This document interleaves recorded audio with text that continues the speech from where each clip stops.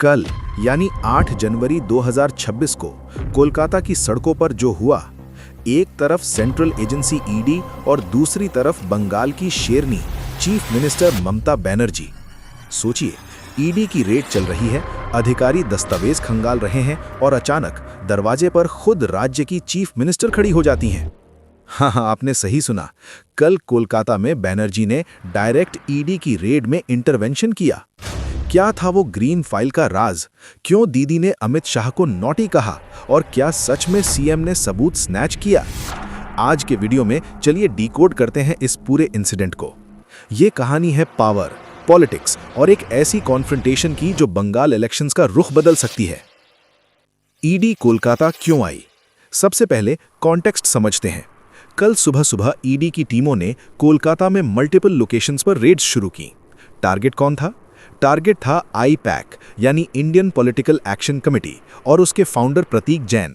आपको याद होगा, आईपैक वही एजेंसी है जो इलेक्शंस में पॉलिटिकल पार्टियों, खास तौर पर टीएमसी के लिए स्ट्रैटेजी बनाती है।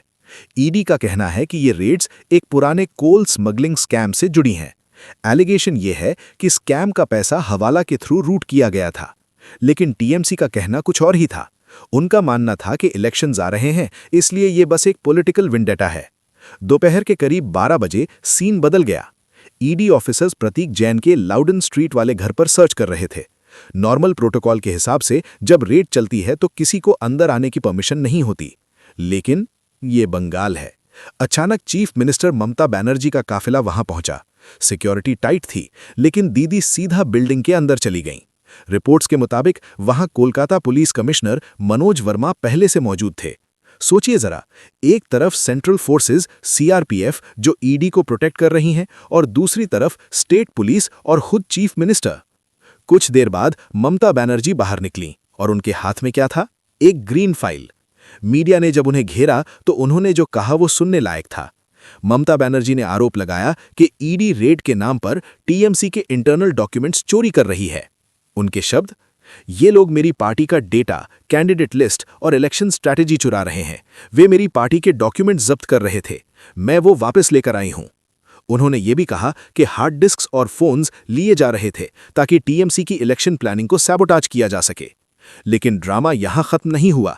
लाउडन स्ट्रीट से निकलकर दीदी का काफिला सीधा पहुंचा सॉल्ट लेक, जहां आईपैक का मेन ऑफिस है। यहां पर भी ईडी की रेड चल रही थी। गेट बंद थे, सेंट्रल फोर्सेस तैनात थीं। लेकिन रिपोर्ट्स के मुताबिक सीएम ने गेट पर आर्ग्यूमेंट करने के बजाय बेसमेंट के रास्ते से एंट्री ली और सीधा 11वीं फ्लोर पर पहुंच गईं, जहां रेड चल रही थी। वहां उन्होंने धरना शुरू कर दिया। कैन यू इमेजिन, एक सिटिंग चीफ मिनिस्टर ऑफिस के अंदर रेड के दौरान बैठ गईं। ईडी का वर्जन, ईडी ने ऑफिशियल स्टेटमेंट दिया है और कैलकाटा हाईकोर्ट में मूव किया है। उनका आरोप है कि सीएम ममता बनर्जी और स्टेट पुलिस ने इन्वेस्टिगेशन में ऑब्स्ट्रक्ट यानी बाधा डाला है।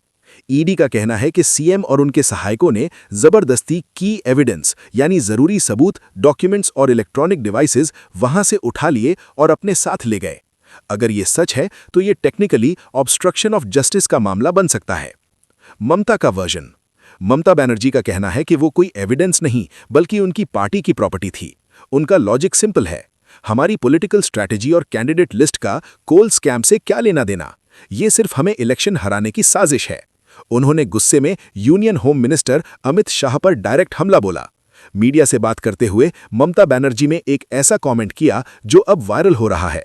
उन्होंने अमित शाह को रेफर करते हुए कहा, the nasty naughty home minister who cannot protect the country is trying to take away our party papers to win the election. उन्होंने बीजेपी को डकैट्स तक कह दिया। उनका कहना था कि अगर बीजेपी पॉलिटिकल लड़ाई नहीं लड़ सकती तो वो एजेंसीज का यूज कर रही है। तो दोस्तों, कल का दिन कोलकाता के लिए सिर्फ एक न्यूज इवेंट नहीं था, ये एक पॉलिटिकल वॉर क्राई थी। आज यानी 9 जनवरी को ममता बनर्जी ने इसके खिलाफ एक बड़ी प्रोटेस्ट रैली अनाउंस की है जो जादवपुर से हजरा तक जाएगी।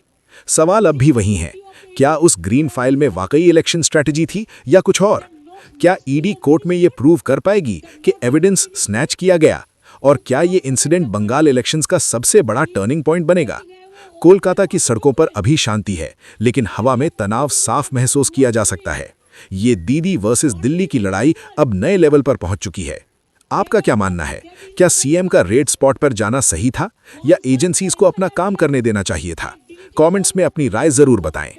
वीडियो पसंद आया हो तो लाइक करें और ऐसे ही अनबायस्ड एनालिसिस के लिए चैनल को सब्सक्राइब करें।